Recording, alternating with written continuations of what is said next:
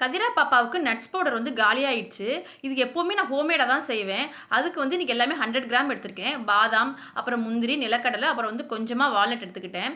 இது கூட வந்து பிஸ்தாவும் நீங்க ஆட் பண்ணிக்கங்க. பட் நான் ஆட் பண்ணிக்கல. இது எல்லாத்தையும் ஒவ்வொன்னா வந்து தனித்தனியா நல்லா வறுத்து எடுத்துக்கங்க. இதுல வந்து நீங்க முக்கியமா வந்து 2 டிப்ஸ் தான் ஃபாலோ பண்ணணும். என்னன்னா, ஒண்ணையும் தனித்தனியா வறுங்க. அதும்போது அரைக்கும்போது தனித்தனியா அரைங்க. ஏன்னா நான் ஃபர்ஸ்ட் டைம் வந்து எல்லாத்தையும் ஒண்ணா அரைச்சதால எனக்கு சுத்தமாவே வரல. எல்லாம் எண்ணெய் விட்டு போயிருச்சு. ஸோ அத மட்டும் நீங்க மறக்காம ஃபாலோ பண்ணிக்கங்க. இப்போ ஒவ்வொன்னா நல்லா கருகாமையும் ஒரு லோ ஃப்ளேம்லயே வச்சு நல்லா வறுத்துக்கங்க. 3யுமே தனித்தனியா.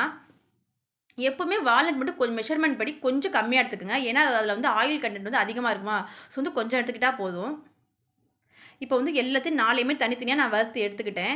இப்போ இத நல்லா வந்து கொஞ்ச நேரம் அந்த சூடு ஆற வர விட்டுட்டு, நம்ம வந்து மிக்ஸியில அரைக்கும்போது முக்கியமா ஃபாலோ பண்ண வேண்டியது ஒரே தான் அரைச்சிராம பல்ஸ் குடுத்து குடுத்து தான் அரைக்கணும்.